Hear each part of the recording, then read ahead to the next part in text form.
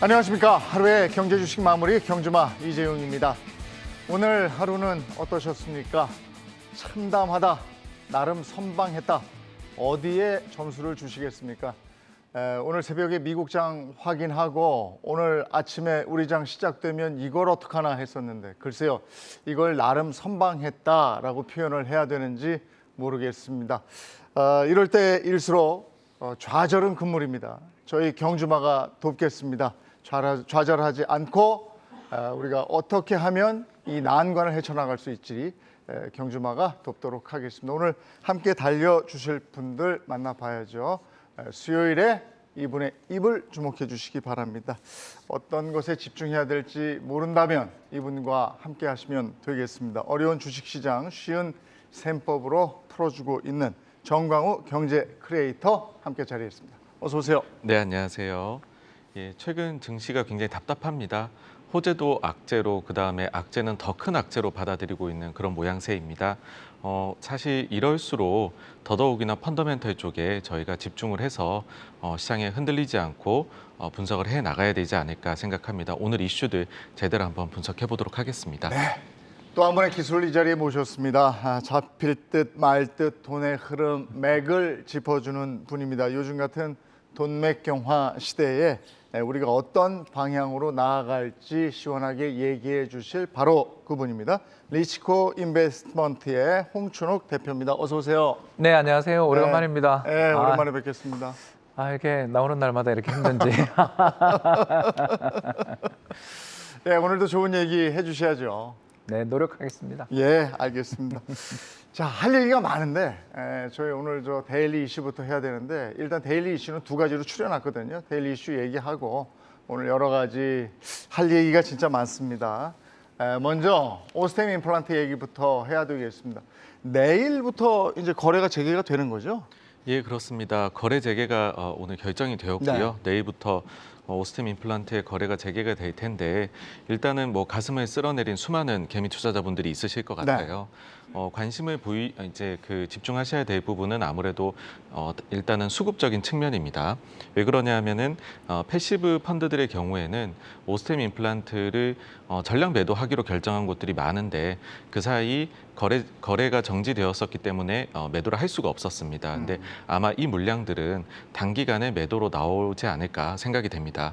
그렇지만은 여기에 대해서 회사 측에서도요, 조금 전에 발표를 보니까 이 물량에 좀 부담을 느껴서인지 자사주 300억 원 매입을 신청을 했더라고요. 네. 그래서 이 부분이 일단은 조금 한번 해소가 되고 난 이후 그 다음에 두 번째로 관심 있게 보셔야 되는 부분은 아무래도 크게 횡령이 일어난 부분이 있는데 이게 과연 재발할 위험이 있느냐 없느냐일 것 같아요. 그래서 회사에서 이 점을 조금 투자자 안심을 시켜주려면 내부 통제를 매우 강화하는 그런 모습을 공개적으로 좀 천명을 해야 그래야지 그때부터가 본격적으로 회사 펀더멘털에 따른 주가 변동이 나타나지 않을까 생각합니다. 2천억대의 횡령 사건이었고 그래서 거래가 정지가 됐었고 115일 만에 재개가 되는 것이고 이렇습니다. 어떻게 보십니까? 홍 선생님. 상장 폐지 안 된 건 다행인데 네. 사실 이런 일이 일어났다는 자체가 네. 사실 좀 부끄러운 일이거든요. 그리고 금융시장 참가자들 입장에서 본다면 센티멘트라 그러잖아요. 투자 심리에 악영향을 미치는 사건이었지 않습니까? 네.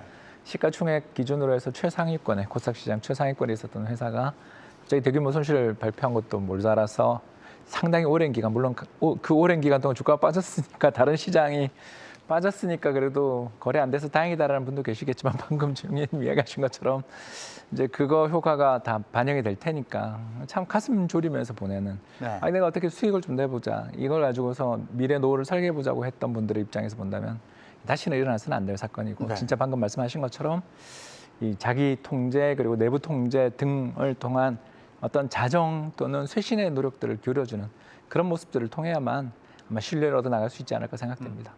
이런 와중에도 오스템 임플란트의 임플란트 세계 판매량은 1위라고 들었습니다. 그리고 지금 아까 매도 물량이 준비되어 있어서 이제 다시 거래가 시작이 되면 매도 물량이 나올 거다 이렇게 말씀하셨는데 사실 상폐 위기에서 벗어난 골드앤S 같은 경우에도 다시 거래가 재개된 이후에 굉장히 많이 올라서 상한가까지 기록하고 이랬단 말이죠. 이렇게 될 수도 있는 거 아니겠습니까? 이게 그 좀 오스템 임플란트만의 특징이라고 한다면은 기존에도 코스닥 시장 내에서 대형주에 속해 있었고 그러다 보니까는 이에 따른 기관 투자자들의 기본적인 그 보유 물량들이 좀 많았었습니다. 그래서 이 부분을 다 소화해내기에는 특히나 요즘처럼 증시가 좀 센티먼트가 많이 약화돼 있는 상황에서는 이렇게 좀 연상으로 아주 강한 모습을 기대하기는 조금 어렵다라는 생각이 들고요. 그다음에 또 한 가지는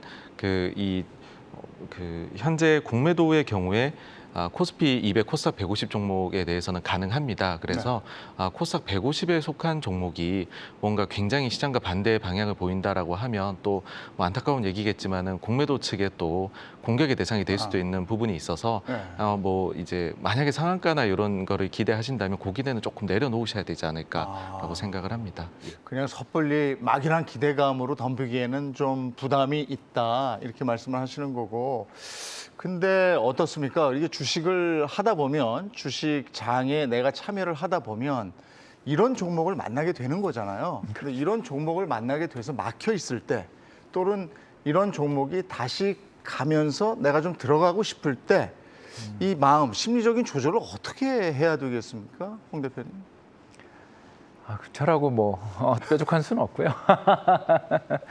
근데 제가 이런 선택들을 처한 분들에게 상담을 참 많이 받았을 거 아니에요. 이렇게 많이 받아보면 이 두 가지 이야기를 많이 하는 게 첫 번째가 초심이라는 게 별게 아니고요. 내가 이 회사를 이미 들고 있는 상태에서의 주가 판단인가 아니면 내가 지금 오늘 새로 돈을 들고 와서 이 주식을 살 것인가를 판단했을 때 이게 과연 매력적인 주가인가에 대해서 생각을 먼저 해야 매매에 참여를 하든 말든. 그러니까 그날 또 제 생각에 사실 또 미국장이 어떻게 되느냐에 달려있는 문제잖아요.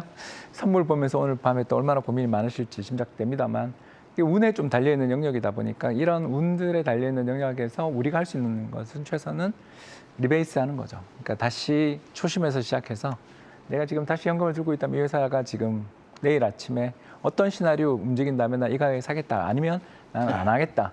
요거에 대한 판단들을 내리시면 참 투자가 쉬운데 그게 굉장히 어렵지 않습니까? 우리가 뭐 사실 애 키워보신 분 다 알잖아요. 대단히 마음에 안 들지만 어떡합니까? 지금까지 키운 정이 있고 애정이 있고 또 우리가 지금까지 쏟아부었던 어떤 시간과 돈이 있으니까 그 녀석이 아무리 말썽을 부려도 우리가 쳐다보고서 그냥 인내하는 거 아니겠어요? 마찬가지죠. 주식도 그 마음이 비슷합니다, 사람들. 그래서 내가 들고 있는 주식에 대해서 남이 뭐라 그러면 싫고 좋은 이야기만 듣고 싶은 게 사람 마음인데 이제 이런 리스크에 봉착하게 되는 경우에는 그래도 냉정을 찾을 수 있는 시간들이 좀 있었으니까 오늘 제가 방금 말씀드렸던 건 그래도 한번 실행에 옮길 만한 그런 환경은 아니겠나 생각해 봅니다. 자, 오스템 임플란트 거래 재개 관련해서 먼저 얘기를 나눠봤고요. 이번에는 반도체 관련해서 얘기를 나누겠습니다. SK 하이닉스 실적 발표가 있었는데 괜찮았는데 주가는 뭐 SK 하이닉스도 그렇고 뭐 오늘 장 참여하시는 분들 다 확인하셨겠습니다만 삼성전자도 그렇고 참 덥습니다. 어떻게 보셨습니까 오늘? 네, 그 SK 하이닉스의 실적의 경우에 이번에 일회성 비용들이 좀 발생한 부분들이 있습니다. 그래서 그 부분들을 제외를 하게 되면 컨센서스를 한 10% 정도 상회하는 그런 호실적을 발표를 했습니다. 그렇지만은 아무래도 그 지금 수요에 대한 우려들이 좀 나타나고 있는 게 저희가 그 코로나를 겪으면서 PC라든지 이런 쪽에서 좀 굉장히 수요가 좋았었던 면이 있습니다. 근데 이런 수요들이 좀 감소하지 않겠느냐 리오프닝이 되면 그런 우려가 실제로 나타나고 있고 미국에서도 그 관련주들이 조금 약한 모습을 보이고 있고요. 그리고 그나마 그러면 그 다음을 이끌어 나갈 수 있는 것이 서버 쪽이라고 할 수 있는데 그쪽에 있어서도 플랫폼 기업들이 이쪽에 아주 크게 투자를 하는 기업들인데 최근 플랫폼 기업들이 넷플릭스를 비롯해가지고서 주가가 좀 좋지 않은 상황입니다. 그 자체가 실적에 대한 미래 불확실성 이런 얘기들이 나오고 있는 건데 그래서 혹시나 향후에 투자를 줄여버리면 어떻게 하느냐 예상보다 그런 점들이 우리나라 반도체 업체들이 호실적을 냄에도 불구하고 주가 약세 보이는 이유라고 보고 있습니다. 그러니까 그 실적이 나왔단 말이죠. 그 전분기에 직전 분기보다 12조 원 매출이 늘었고, 그다음에 영업이익이 116%가 올랐어요. 이 정도면 뭐 슈퍼 호황급 실적이 나왔는데 그런데도 맥을 못 춘단 말이죠. 근데 요즘 보면요, 실적이 잘 나오면 그냥 그런가 보다. 예? 그러니까 반영이 안 되고 실적이 잘못 나오면 그냥 이거 큰일 났다. 이런 시장의 반응을 어떻게 보십니까, 홍 대표님? 이제 안타깝지만 이런 경기 민감주는 하이퍼에 사서 로우퍼에 팔라고 그러거든요. 여기서 이제 퍼란 PER이란 주가 대비 네. 기업의 이익을 이제 비교해 보는 거죠. 그래서 예를 들어서 10,000원짜리 회사가 있는데 그 회사의 주당 순이익이 1,000원이면 10배 아닙니까? 이게 이제 우리나라 시장의 역사적인 평균 PER이 10배입니다. 지금도 한 10배 정도 되고요. 자, 그런데 이제 어떤 회사가 50배가 됐습니다. 네. 근데 이게 안타깝게도 주가가 올라서 50배가 아니고요. 이익이 나빠져서 50배가 됐습니다. 자, 이제 그럴 수 있죠. 네. 자, 그럴 때 사야 된다. 왜 그러냐? 이 회사가 나빠진 이유가 뭐냐면 이게 매출이 안 나오고 또 미래 전망도 안 좋은데도 불구하고 이 회사가 계속 투자를 한 거예요. R&D를 한 거예요. 네. 그래서 감가상각도 엄청나게 해야 되고 하는 과정에서 이익을 깨먹었어요. 깨먹었는데 이 회사가 투자했던 것들이 시장이 좀 여건만 좋아지면 치고 나갈 수 있는 잠재력이 있다고 생각되면 하이퍼라도 PER이 50배라도 사야 되는 거고요. 반대로 이 회사의 기업 이익이 좋아져가지고 PER이 5배가 됐다. 지금이겠죠. 이 5배가 됐을 때 주가가 왜 못 오르는가 생각해 보면 이 이익이 유지될 수 있는 거예요. 그리고 이 이익이 유지되기 위해서는 이제 앞으로 어마어마한 투자를 해야 되는데 이 투자가 집행되는 동안에는 또 비용을 많이 처리해야 되는 거 아니냐. 이런 걱정들을 하기 때문에 하이퍼에 사서 로우퍼에 팔라 그러는 거죠. 네. 이게 경기 민감주 투자의 기본입니다. 자, 그런 입장에서 보면 작년부터 시작해서 지금까지는 계속 이익 성장 구간이니까 팔기는 못한대. 자, 그럼 사서 지금 여기서 삼성전자를 예를 들어서 이 가격에 SK 하이닉스를 이 가격에 사서 자, 내년 이맘때 어떠냐? 이렇게 이제 물으면 불확실성이 한 2개 정도 보이잖아요, 벌써. 첫 번째는 중국이 저러고 있고. 네. 가장 우리나라 기업들이 반도체 많이 파는 나라가 중국인데 지금 중국이 상하이도 좀 심했다 싶은데 베이징까지 저러고 있는데 네. 거기다 우리 팔 수 있느냐. 두 번째 말씀하신 것처럼 단가가 너무 높아요. 일단 뭐 가장 대표적인 게 엔비디아 주가 한번 보면 아시겠지만 이 비디오 카드 가격이 말도 못하는 레벨까지 올라갔다가 지금 떨어지기 시작했거든요. 그런 과정들이 왜 벌어지냐면 너무 제품 가격이 높으면 소비자들이 그걸 안 사게 돼요. 네. 너무나 크니까. 이게 지금 미국에서 나타나는 가장 대표적인 현상이 미국 중고차 판매 가격이 둔화되고 있어요. 예. 왜 그러냐 하면 아유, 나 그 돈 아껴가지고 내가 중고차 값이 이렇게 전년 동기 대비해서 45% 올랐거든요. 세차 가격이라고 그러죠. 그렇죠. 아니 근데 이제 그거보다 이거 사느니 나 우버 쓰고 아. 돈 묵돈 모아서 이거 가지고 나 여름에 유럽 여행 갈래. 그러니까 사람들의 체험적 소비에 대한 서비스 소비에 대한 수요들이 앞으로 가격 저항이 존재하는 상황에서 자기들 임금은 올라가니까 그러니까 생각이 전환되는 전환될 거군요. 여지가 생기는 거죠. 이게 이런 그 제품들. 그러니까 우리가 현대차나 기아차 실적이 이렇게 잘 나왔는데도 불구하고 물론 이제 장이 안 좋아서 그렇지만 왜 이렇게 주가 반응이 약하냐를 물어보면 야, 이거 책값을 이렇게 올리고 과연 소비자 저항이 없을까? 대체 수요가 다른 쪽으로 발생할 가능성은 없을까? 이런 것들이 좀 걱정되는 거죠. 그래서 제 입장에서 뭐 이코노미스트 입장에서 얘기하자면 하반기 어때요? 그러면 나쁘지 않아요. 왜? 단가가 빠지는 증거도 아직 없고 근데 이제 물량이 별로 안 느는 것 같다. 차질이 있는 거죠. 이런 입장에서 마진은 좋겠지만 이 마진이 어떻게 될 것이냐. 그리고 또 마진도 좋은데 주가가 빠졌다. 그러면 기업의 재정 정책은 어떨 것인가. 고생한 주주들한테 그럼 특별배당 한번 줄 것인가. 자사주 대거 매입해서 소각할 것인가. 이렇게 물으면 또 투자를 많이 해야 될 것 같죠. 그죠? 이게 이제 불확실한 게 이런 부분에서 우리가 불확실성을 가지고 있다 보니 좀 아무래도 마켓 퍼폼. 그러니까 시장 흐름 따라가지 뭔가 이렇게 치고 나가는 맛이 지금 없다. 이렇게 볼 수 있는 것 같습니다. 들어가기에는 뭔가 좀 석연치 않고 불안불안하다. 그리고 생각의 변화들, 전환들도 있다. 근데 오늘 저 SK 하이닉스 실적 발표 있었고 내일 이제 삼성전자 오늘 뭐 같이 얘기를 안 할 수가 없습니다. 오늘 이제 6만 5천 원까지 갔어요. 이제 가격으로만 본다면 내일 실적 발표를 해서 실적이 잘 나와도 이게 무슨 크게 장에 반영이 될까 이런 생각도 하는데 어떻게 보십니까? 네, 사실 이제 삼성전자 경우에는 그 전에 그 속보치를 내면서 실적에 대해서 거의 뭐 지금 나와 있는 상황이고 네. 그 내용이 좋았었습니다. 그래서 지금 기대하는 바는 과연 삼성에서는 미래 수요나 아니면 투자에 대해서 어떻게 보고 있느냐 하고 그리고 지금 뭐 불확실한 미래에 대해 가지고서 업황에 대해서 우리가 바꿀 수 없다면 그 결정지을 수 없다면 기업이, 근데 기업이 그 자체로 결정지을 수 있는 거는 하나 있는 게 주주 정책이거든요. 네. 그래서 가장 기대하는 바는 과연 주주 정책에서 뭔가 진일보한 이야기를 해줄 수가 있느냐. 그 점에 따라 가지고서 삼성전자가 저점을 지금 잡을 수 있느냐 없느냐. 저는 뭐 그게 달려 있다라고 보고 있습니다. 예. 아까 홍 대표님이 반도체 전반적인 얘기를 해주셨는데 그렇다면 일각에서 들리는 반도체 버블 얘기 이런 것도 같이 갈 수 있는 건가요? 그러니까 이제 2017년 트라우마가 있어서 네. 그렇다 이야기죠. 그죠? 2017년 우리가 반도체 슈퍼사이클 이야기를 네. 하면서 어마어마한 이익을 냈고 사실 그 이익을 아직 못 따라잡고 있잖아요. 네. 2017년에서 18년 상반기에 냈던 그 어마어마한 영업이익과 마진이 앞으로 다시 재출연한다면 사실 이 주가에서 한번 해볼 만한데 네. 역설적으로 그게 그때 그 기대가 헛된 꿈이었다는 게 물론 이제 2018년 미중 무역 분쟁이 컸어요. 그렇긴 하지만 결국 우리가 이제 지금 실적에 대해서 단가가 좋았다. 네. 또 있지만 사실은 환율 덕도 많이 봤다. 이거 아닌가요? 네. 그렇잖아요. 그러면 뭐 환율 더 올라가면 더 좋아지겠죠. 그러니까 제가 아까도 하반기에 실적 나쁘지 않을 거다. 환율 덕을 본다는 이야기를 단가를 갖고 제가 한 건데 근데 만일 이거 말고 있나? 네.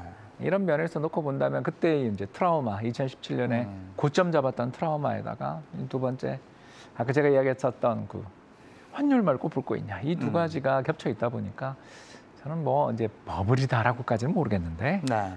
일단 그 트라우마를 씻을 정도의 안도감을 주지는 못하고 있다. 이 정도 이야기할 수 있을 것 같습니다. 환율 얘기도 이제 잠시 이따 해볼 텐데 지금 잠깐 나왔으니까 언급은 하고 가죠. 1260원 넘어갔어요. 근데 제가 쉽게 생각하기에는 환율이 이렇게 올라가면 우리 돈으로 바꾸면 미국 입장에서는 우리 돈이 많아지는 거잖아요. 그럼 그 돈 가지고 우리 주식 사면 더 많이 사잖아요. 지금 떨어져 있기도 하고. 뭐 사면 안 됩니까 좀? 사실 저희가 주식과도 똑같은 이야기인 것 같습니다. 뭐 주가가 빠지고 있을 때 아니 이 가격이면은 네. 사면 좋을 것 같은데인데 뭐 또 바닥 밑에 지하실이 있다 이런 이야기 하듯이 환율도 지금 이 수준에서 과연 원화가 멈출 것인가 아니면 더 약세가 가면 어떡하나 아니 주변부를 보니까 일본도 계속 약세를 가고 네. 중국 위안화도 또 최근에는 약세로 돌아서다 보니 그 사이에 껴있는 한국도 과연 이거를 강세로 되돌릴 수 있느냐 그런 근본적인 의문들이 있는 것 같습니다.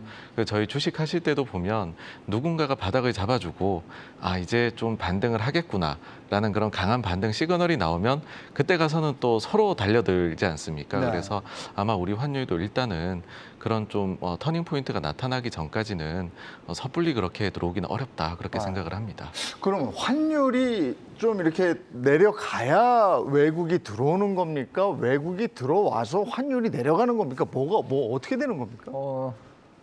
이게 이제 네. 우리가 아주 본원적인 질문이에요. 네.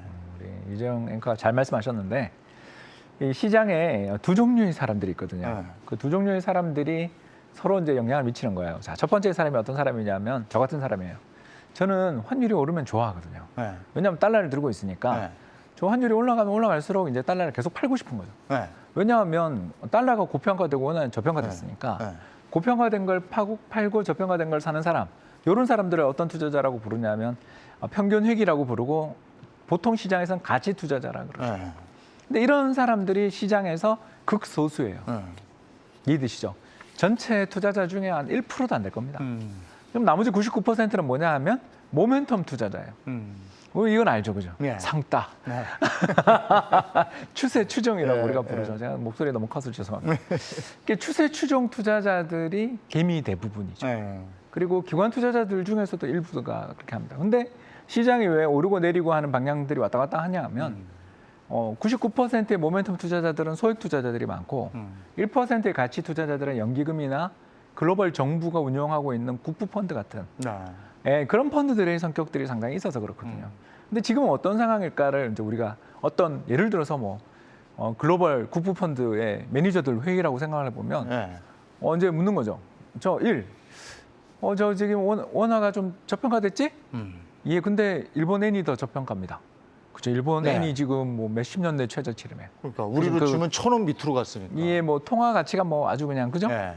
이거 이런 거고요. 이제 두 번째 그러면 경기가 좋아질 여건이 있나? 그러면 수출 잘 되는 한국에 돈이 들어가지 않겠어요? 이렇게 이제 물으면 또 어떻게 이야기를 할 거냐면 저 우크라이나 전쟁 끝날 때까지는 불확실성이 너무 크다. 특히 유럽으로 뭐 가스랑 이런 거 안 준다 그러면 유럽 경제가 되게 나빠지는데 유럽 경제에 대해서 또 중국이 의존도가 되게 높다. 자, 그래서 위엔화도 약세일 것 같다. 그래, 그러면 한국을 비롯한 동아시아 국가들이 되게 싼 건 맞는데 당분간은 더 오른다는 거니까 우리 그러면 분할 매수 정도로 대응하지 여기서 적극 사지 말자. 이해되시죠? 네. 그러니까 지금 시장이 멈칫 못 올라가다가 한 번씩 이렇게 튀어오르는 이유가 분명히 원화가 너무너무 매력적이라서 살려는 사람들이 있는데 살려는 사람들 입장에서 보니까 좀 천천히 사도 될 것 같거든요. 네, 그러니 이거를 다 옆에 보고 있단 말이에요. 그리고 외국인이라고 해서 모멘텀 투자자가 없는 게 아닌데 자기 그대로 여기 놔두면 환율 깨지는 거에다가 주가 빠지는 거가 합산될 거 아니에요. 자기 펀드의 성과를. 네. 자, 그러면 어떻게 돼요? 자기 펀드 환매 나죠. 네. 환매 날 것 같다라고 생각되면 현금을 확보해야 되죠. 그러면 더 떨어질 것 같은 걸 파는 게 맞죠. 이제 이 둘이 싸우는 중인데 지금은 저가 매수 세력보다는 조금 더 손실이 날 것 같으니까 일단 이 기세에서 나 조금이라도 건지자가 더 많은 거죠. 네. 결국 환율이 움직이게 되면 모멘텀 투자자들을 더 촉발시키는 거고요. 어느 정도 레벨이 그건 우리는 모르지만 아까 이야기했던 전 세계 국부 펀드 입장에서 보면 야 달러 너무 비싸니까 이제 한국 원 사자라고 하는 레벨이 마음의 레벨들은 다 있지만 그 레벨 조정을 자꾸 위로 올리는 것 같아서 그러니까 저가 매수를 하고 싶긴 한데 1,300원 되면 하자라는 데도 있는 게 아닌가. 그러니까 이렇게 툭 튀어오르는 거죠. 네, 결국 뭐 시장이 상호작용이다. 1,300원까지 갈 수도 있다고 보는 세력들이 많이 있는 거잖아요. 그럼요. 지난번에 한번 갔잖아요. 네. 그 2020년 3월 19일 잊을 수 없는 그 한미 통화 수합했던 날. 그날 장중이지만 1,295원까지 갔었나 그랬어요. 그러니까 지금 아직도 30원 남았죠. 그러니까 이게 위에 한번 갔다 온 레벨이 있다라는 게 투자자들 입장에서 볼 때는 위가 더 열려 있는 거 아니냐. 그리고 또 1,300원 위에는 2011년 그때 그 미국의 신용등급 강등 사태 때 또 그때 1,300원대 한번 또 올라갔었던 기억도 있고 그 위에 올라가면 또 1,572원 키코 사태 때 2008년 키코 사태 때 갔던 레벨이 있잖아요. 그래서 환율의 위가 얼마냐라고 묻는 것은 지금은 좀 의미가 없고 다만 이제 저 같은 사람들 달러 외화 예금이 우리가 뭐 900억 불이 넘는다며요. 그렇게 어마어마한 돈을 들고 계시는 분들이 언제 차익을 실현할 것인가를 지금 타이밍 재고 계실 테니까 무한정 올라가지는 않을 것 같다. 이렇게 보는 거죠. 왜냐하면 이렇게 달러가 강세가 지속이 되면 말이죠. 우리 이제 개인 투자자들의 입장에서도 그래요. 내가 달러를 얼마 정도 들고 있는데 달러가 이렇게 비싸지니까 미국 그 주가가 지금 낮다는 것도 알겠는데 손도 못 들어가겠는 거예요. 그렇죠. 네? 이렇게 높은 달러 가격으로 저걸 들어가? 나중에 저게 올라가도 달러가 떨어지고 나면 내가 뭐 얼마를 번다는 거야? 이런 생각을 하게 되거든요. 그러니까 이게 투자 전략이 바뀌어야 될 것 같거든요. 맞습니다. 말씀해주신 부분이 워낙 지금 다 불확실한 영역이다 보니까 그런 고민을 뭐 현실적으로 하실 수밖에 없지 않나 이고 그럴 때 그냥 저희가 대응할 수 있는 방법은 어쩔 수 없이 분할해가지고서 매수를 하시려고 한다면은 그런 기회가 포착이 되셨다면은 좀 분할해서 그 다음에 절대로 빚은 내지 마시고 그러니까 이 두 가지 이야기밖에는 드릴 수가 없는 것 같습니다. 그러니까 미국 시장에 개입하고 있는 사람들이 봤을 때도 전 세계인들이 미국 기업들의 주식을 사잖아요. 그러면 지금 같은 폭락장에서 외국인들이 그들이 보는 이제 외국인들을 살려면 달러가 이렇게 계속 강세면 안 될 거 아니에요. 그러면 그들도 뭐 좀 조치하지 않겠습니까? 그게 이제 어려워요 지금. 그래서 지금 이 꼴이 난 건데 사실은 위가 뚫린 거죠. 지난번 고점이 1,250원이었나 그랬는데 이게 오늘 뚫린 거 아니에요. 왜 이렇게 이제 됐냐 하면 미국 중앙은행이 이럴 때 보통 나서서 시장을 좀 안정시켜 주거든요. 이거 우리는 달러 강세가 지나친 달러 강세가 우리 국가 경제에 그렇게 좋은 영향을 못 미친다고 생각해요라는 그런 이야기를 보통 해주잖아요. 그 그렇죠. 구두 개입이라고 하는데 지금 그게 잘 안 보이잖아요. 왜냐하면 미국은 지금이 좋거든요. 지금 미국 경제가 노동시장이 굉장히 타이트하고 기업이 뭐 좀 이따 이야기하겠지만 엄청나게 좋거든요. 그러니까 그렇게 기업도 돈을 잘 벌고 임금도 오르고 경제가 뜨거운 상황에서 달러 강세는 뭘 의미하냐면 이게 소나기거든요. 왜냐하면 미국 기업들 입장에서 보면 해외 매출이 좀 억제되는 부정적인 영향도 있지만 다른 한편으로는 수입되는 원자재 가격이 달러로 환산하면 어떻습니까? 떨어지겠죠. 네. 그러니까 국제유가가 막 더 많이 오르면 어쩔 수 없지만 국제유가가 예를 들어서 100%를 유지하고 있는 상황이라고 생각을 해본다면 또는 달러가 계속 강세를 가게 된다면 원자재 생산 국가들 입장에서 네.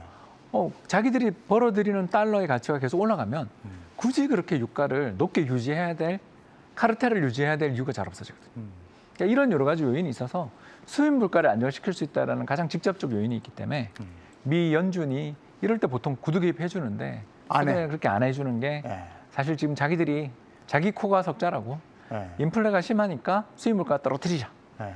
요 목적이 지금 강하다 보니까 다른 나라들이 아까도 제가 얘기했던 가치 투자자들이 야, 조금 더 기다리자. 네. 이렇게 돼버리고 있는 중이라고 볼 수 있습니다. 근데 주가로만 보자면 어제 저는 저 나스닥 지금 4% 빠지지 않았습니까? 한 4% 정도 빠졌죠.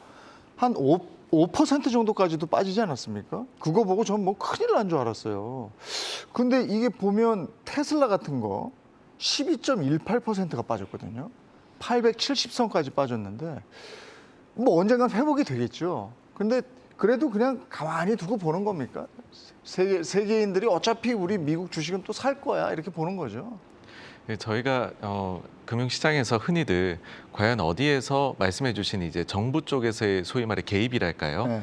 그런 거에 대해서 제일 유명한 말 중에 하나가 중앙은행장들 이름 뒤에 풋을 붙여서 뭐 그린스펀 풋이다 아니면은 옐런 풋이다 해서 이 정도 이하까지는 좀 증시가 내려가지 않도록 네. 그렇게 좀 중앙은행장이 아무래도 경제 쪽에 미국이 중앙은행장이 워낙 파워가 있다 보니까 네. 그런 쪽에 조치가 나온다거나 발언들이 나온다거나 그런 것들이 이제 아무래도 시장 기대하게 됩니다. 네. 그런데 지금 보시면은 연준의 스탠스 자체가 오히려 매파성을 점점점 어쩔 수 없는 일이죠. 이제 인플레가 너무 높다 보니까는 높여가고 있고 지금은 또 5월에 FOMC를 앞두고서는 발언을 할 수 없는 기간에 들어갔고 네. 그 직전에 있었던 IMF에서의 토론회에서는 대단히 높은 매파성을 보여주었다라는 네. 것이죠. 그러다 보니 실제로 시장에 참여하고 있는 그 펀드 매니저들의 매달 하는 조사가 있거든요. 네. 거기에서 과연 어느 정도 레벨에서 연준이 풋을 사용을 해줄 것인가, 연준 풋이 나올 것이냐 했었을 때 3,600선대를 이야기를 하고 있습니다. 네. 그러니까는 그 기대 자체도 낮다라는 것이죠. 그래서 좀 이제 무시무시한 이야기인데 과연 연준이 그래서 5월 초에 어떤 대응을 보여줄 것인가, 어떤 이야기를 할 것인가, 네. 그때까지는 뭔가 말씀해주신 정부에 대한 기대나 이런 것들은 조금 요원하다. 네. 그렇게 말씀을 드려야 될 것 같습니다. 금리 가지고 이제 자꾸 얘기를 하는 건데 0.5, 뭐 0.75 이렇게 얘기해서 빅 스텝이다, 무슨 자이언트 스텝이다 이렇잖아요. 근데 이런 것들은 이미 시장에 다 반영이 된 줄 알았더니 자꾸 이런 얘기가 나올 때마다 푹푹 꺼지는 거예요. 왜 이렇게 겁내하는 거예요? 원래 올라가는 거 아니었습니까? 예, 알고 있는 것과 네. 눈앞에 다가온 거의 차이도 있었던 것 같고요. 또 하나는 이제 재료 소멸이 저는 있었다고 봤어요. 바로 이제 참 앨런 머스크가 시장을 이렇게 만들 줄 아무도 몰랐지만 앨런 머스크가 트위터 인수한다며요. 네. 그러면 그 대금을 자기 주식 팔아서 낸다고 그랬지 않습니까? 그러면 그걸 담보로 돈을 빌리겠다는 예, 거 아니에요? 그러면 그 돈을 언젠가 갚아야 되잖아요. 갚아야죠. 예, 그 언제까지 갚아야 되느냐는 앨런 머스크 마음입니다만 결국은 팔아야 되는 거죠. 그게. 자기 주식을 팔아서 갚는다. 예, 이제 그러면 주식의 매도 압력이 굉장히 커지고 여기다가 이제 두 번째가 유럽에서 갑자기 기름 공급 안 하겠다. 네. 러시아가 유럽에. 누가 누구를 규제하는지 모르겠지만 아무튼 그런 이야기가 나오면서 유가 급등하고 가스 가격 급등하니까 네. 연준이 앞으로 금리를 인상하는 게 0.5다, 0.75다라고 했는데 이거보다 5월에 더 하는 거 아니냐. 네. 인플레이션이 이거 뭐 피크 친다라는 거는 전쟁이 끝난다라는 전제가 있었던 거지 전쟁 안 끝나는데 네. 더 심해지는데 네. 이거는 말이 안 되는 거다라는 게 나오고 여기다 이제 세 번째가 중국 베이징 봉쇄까지 나오니까 네. 중국산 공산품들이 가장 많이 생산되는 주하이를 비롯한 주강 삼각주는 아직 봉쇄 안 됐습니다만 상해 베이징 봉쇄되는 거 보니까 이거 네. 거기도 시간 문제다라고 생각하는 사람들이 이제 물동량 미국에서 이제 중국에서 미국으로 가는 물동량들의 화물선들의 지체 기간, 대기 기간들이 다시 길어지고 있다는 이야기가 어제 네. 블룸버그에 나왔거든요. 네. 그러니까 이 세 가지가 함께 터지니까 이 세 가지의 시사점은 전부 다 뭐냐면 기술주 매도 사이클이죠. 네. 기술주 수급 안 좋다. 거기다 기술주들이 금리에 약한데 금리 상승의 가능성들이 상당히 높아지고 인플레이션이 더군다나 이렇게 특히 중국발 물량 지체 또는 공급 지체로 인플레이션이 더 심화된다고 생각된다면 일단 나스닥 팔고 보자. 그렇게 된 거죠. 그러면서 여기에 이제 또 다른 요인은 우리가 이제 지난 다음에 알지만 예. 마진뎁, 우리로 말하면 신용융자로 산 분들이 어제 마진콜들을 당하신 게 보이거든요. 안 그러면 저런 초대형주가 저렇게는 안 빠져요. 예. 그러니까 이것들이 합쳐진 거죠. 그래서 우리도 사실 지난 4월 초부터 계속 저희들이 좀 걱정했던 것 중에 하나가 한국이 다시 신용이 늘고 있다는 이야기들 많이 했죠. 예.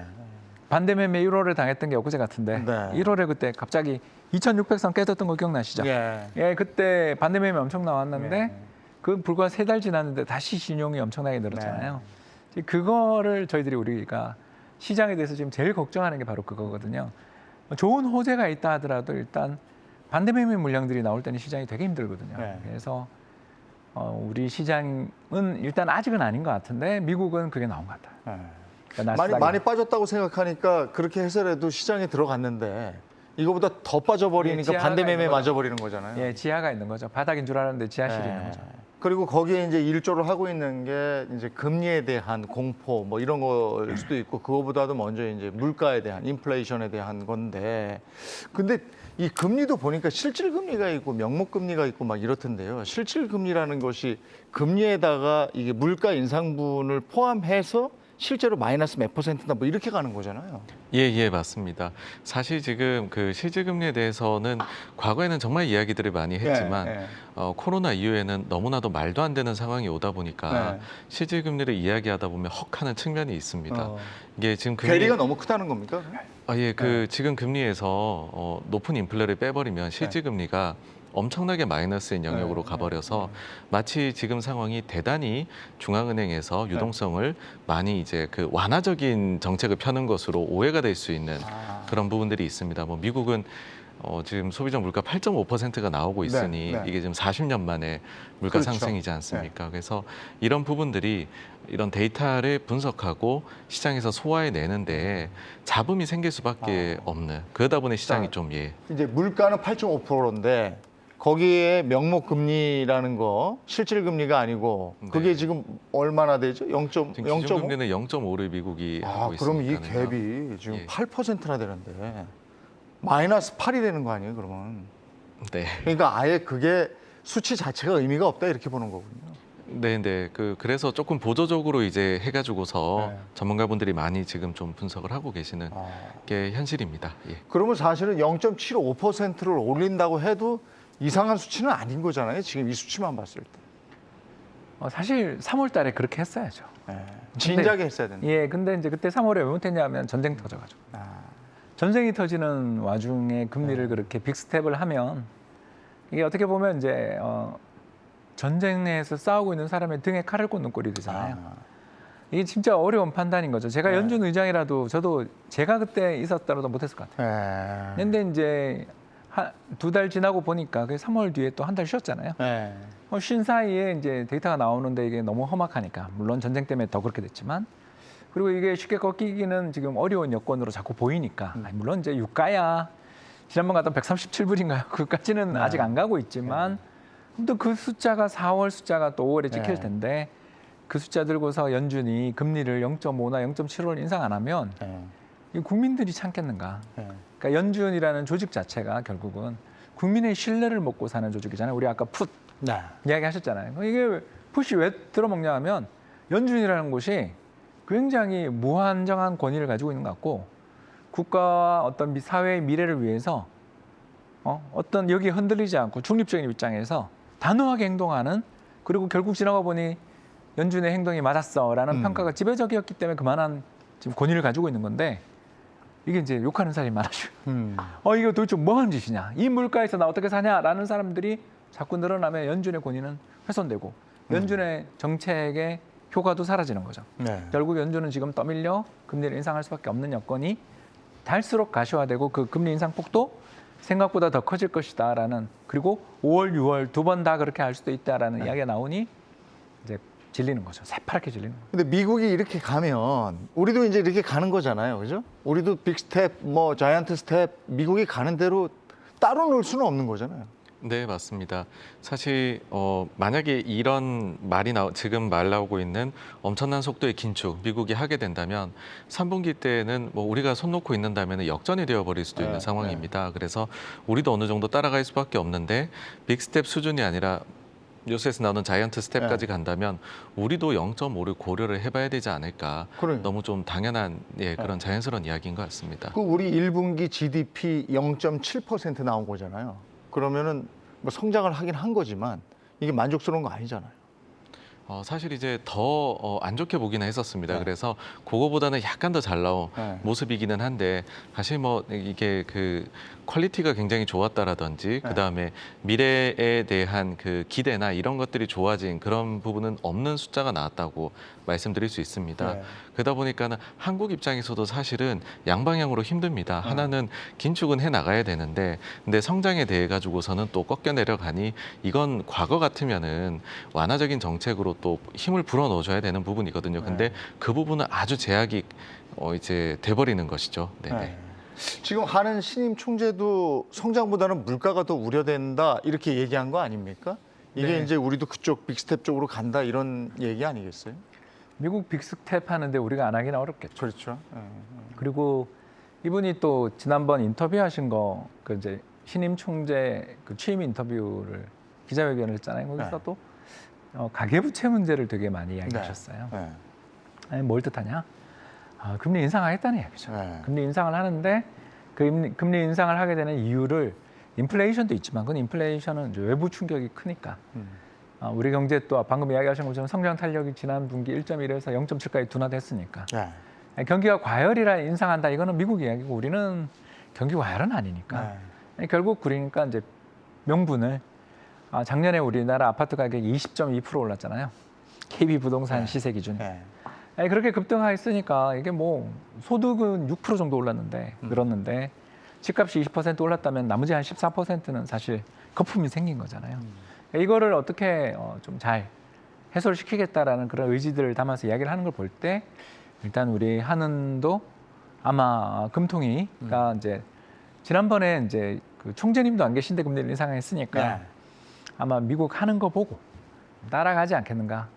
그렇게 생각되고 또 금리의 레벨도 지금까지 0.25씩 했는데 김중수 총재 이후 처음으로 이제 우리도 빅스텝 가지 않겠는가. 벌써 10년 전이네요.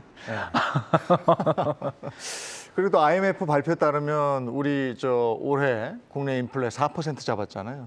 이게 의미하는 바는 뭡니까? 그러니까 한국도 피해갈 수 없다라는 것 같습니다. 에너지 가격이나 이런 부분들 전쟁 때문에 또 높아져서 그런 걸 또 바로 반영을 한 숫자다 이렇게 보시면 될 것 같습니다. 그러면 국내에서 인플레이션 악순환이 이제 계속될 것이다.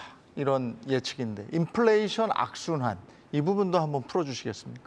네, 그 인플레 악순환에서 가장 좋지 않은 질이 나쁜 거라고 해야 되는 거는 아무래도 경직성 그런 부분들이 늘어나는 것일 겁니다. 우리가 흔히들 뭐 에너지 가격이라든지 아니면 음식료 가격이 급등하거나 이런 부분에 대해서는 이거는 조금 수급 요인이나 변동이 크니까니라고 약간의 이유를 찾습니다. 그런데 가장 좋지 않은 경우는 어떤 거냐면 임금 인상까지도 굉장히 가파르게 나타나서 인플레를 계속해서 자극하는 경우입니다.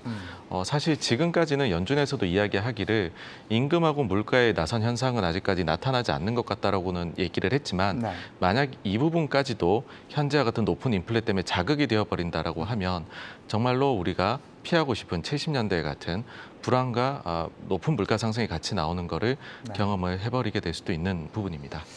만약에 이제 국내에서 그 금리 인상 0.5%가 현실화된다면 우리 주가에는 홍 선생님 어떤 영향을 미치겠습니까? 일단 성장주는 힘들죠.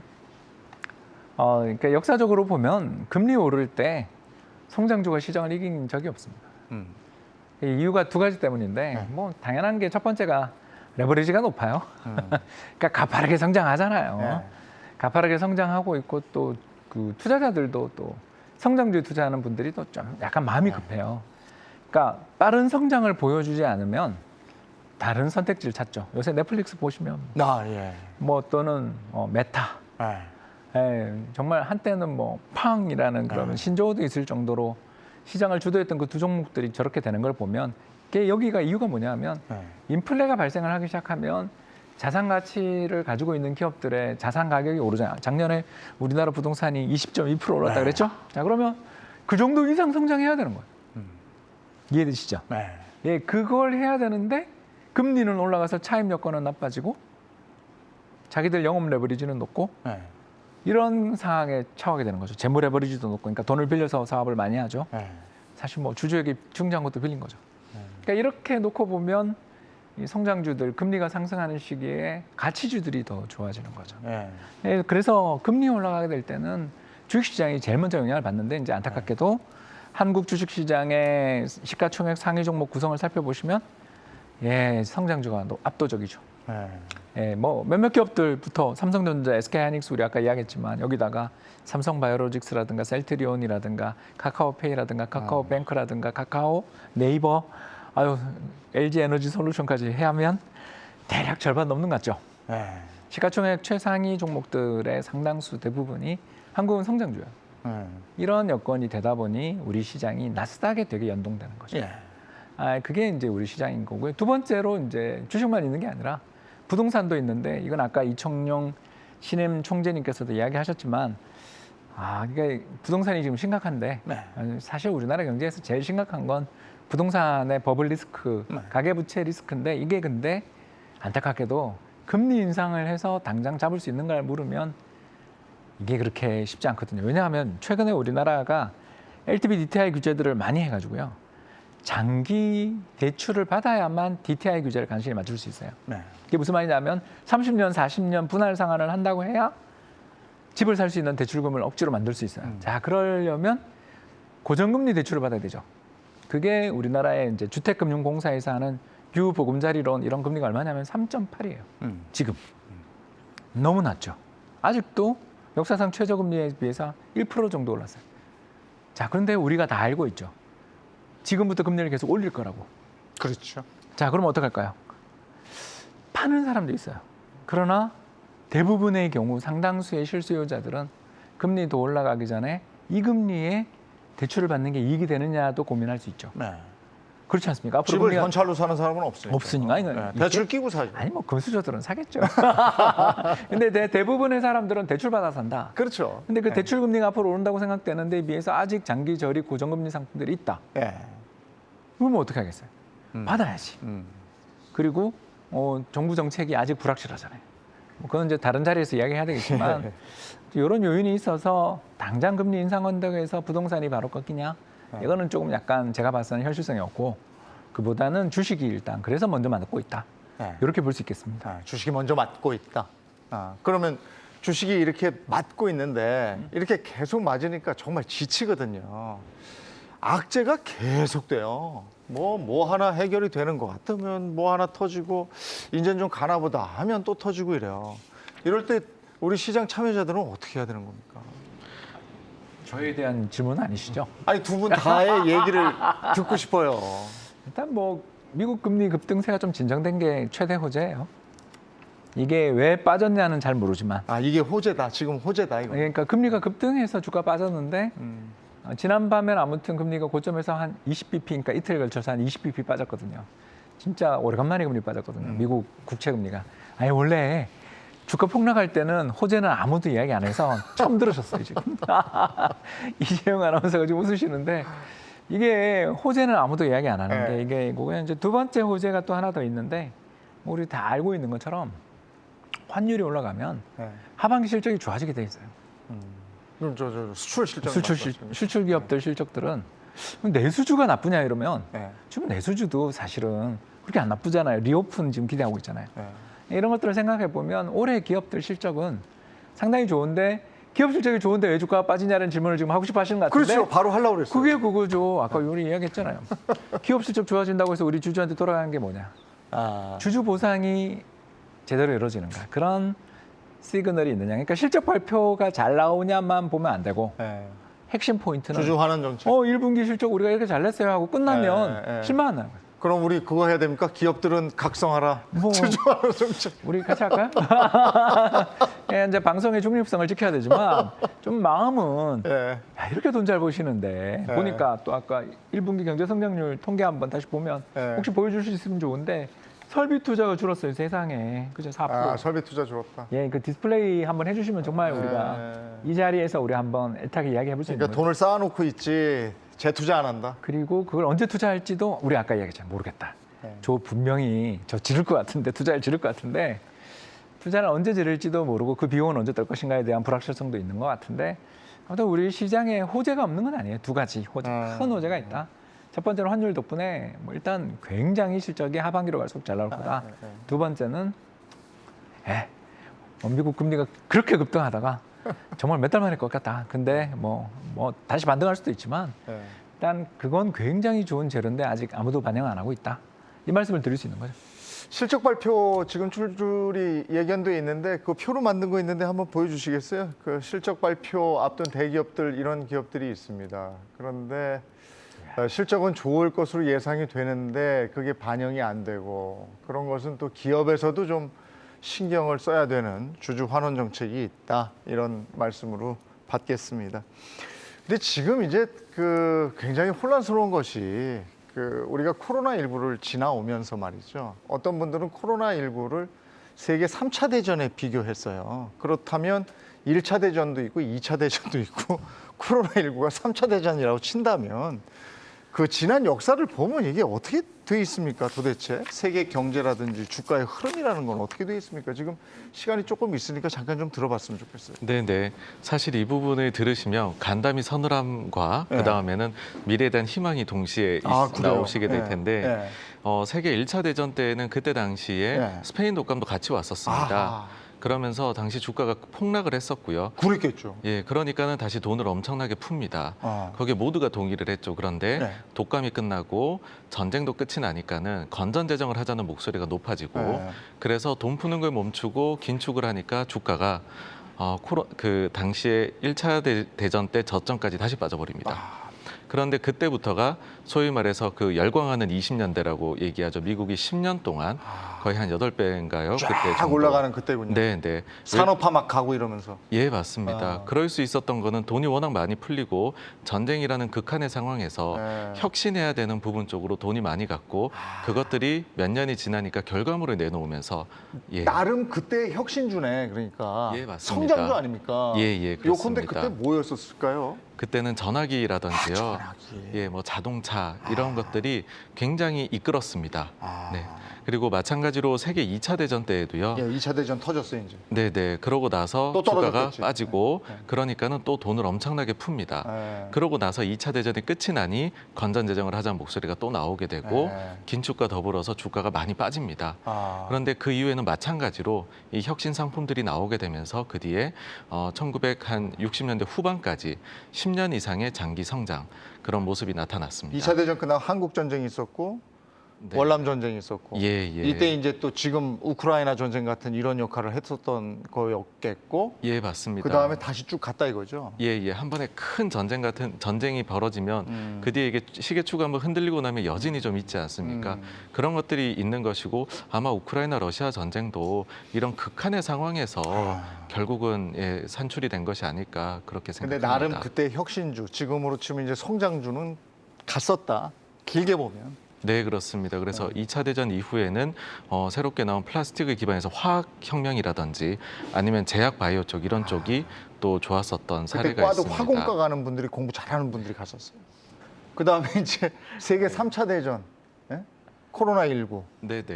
예. 지금 경험하고 있습니다, 우리가. 네, 맞습니다. 네. 그러니까 지금도 아마도 이게 정말로 그때하고 비슷하게 간다면 사실 이건 정말 치고박는 싸움이 난 건 아니거든요. 근데 그 정도 급으로 힘들었고 돈을 풀었다인데 긴축의 목소리가 높고 그럼 그 이후에는 어떻게 될까 했었을 때 제가 개인적으로 생각을 하기에는 아무래도 AI나 자율주행 같은 부분들 그다음에 그 이제 바이오 쪽에서의 새로운 또 혁신이라든지 그리고 새로 나온 코인 같은 거, 뭐 NFT 이런 거. 그래서 화폐 쪽에서도 분명히 무언가가 있어야 될 것 같습니다. 알겠습니다. 역사는 되풀이된다. 홍 박사님 동의하십니까? 뭐 재밌네. 일단 우리가 이제 역사가 100% 반복되면 돈 벌기 쉬운데 네. 약간씩 다르게 나오더라고요. 약간씩 다르- 예, 약간씩 다르게 나오니까 우리가 이제 앞에 두 번의 교훈 때문에 2020년부터 2021년 사이에 우리 BBIG, 네. 배터리 바이오 네. 인터넷 게임으로 이어지는 성장주 열풍들이 나오고 지금 좀 조정이잖아요. 그 뒤에 또 네. 한번 또 올지도 모르겠다 이런 생각하게 됩니다. 알겠습니다. 좀 더 얘기하고 싶은데 시간이 어느덧 또 다 됐습니다. 불확실성의 연속입니다. 하지만 지치지 마시고 끝까지 분석하고 저희 경주마가 돕겠습니다. 내일도 돕겠습니다. 함께 하시기 바랍니다. 내일 뵙죠. 고맙습니다.